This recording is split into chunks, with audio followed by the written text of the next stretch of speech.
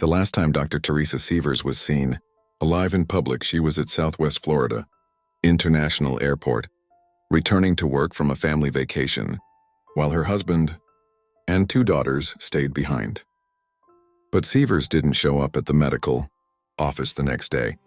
A few hours later, a neighbor, sent by Sievers' husband to check in, found her bloody body on the kitchen floor, beaten to death with a hammer.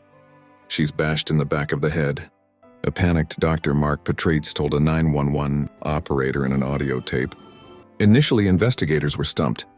The house hadn't been ransacked, and a safe with more than $40,000 cash in it had gone untouched, suggesting that burglary hadn't been the driving motive behind the bloodshed.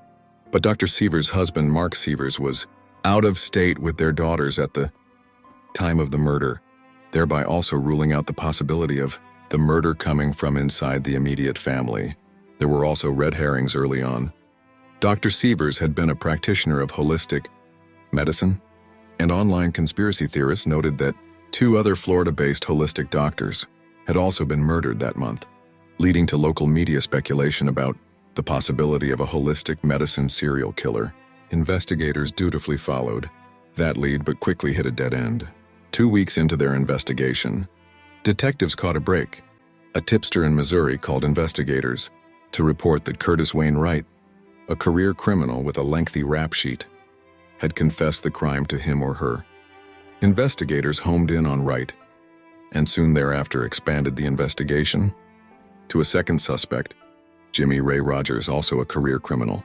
When initially questioned, both men denied involvement, but detectives gathered GPS data from a rental car the men had borrowed, which allowed them to prove that the pair had driven from Missouri to Bonita Springs immediately before the crime.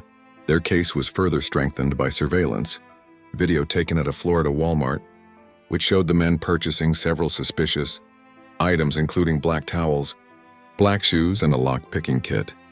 Investigators later spoke with Rogers' girlfriend, Taylor Showmaker, who told them Rogers had confessed the murder to her. She took them to a spot where Rogers had disposed of bloody clothing from the crime scene. Jimmy Ray Rogers was convicted of second-degree murder and sentenced to life.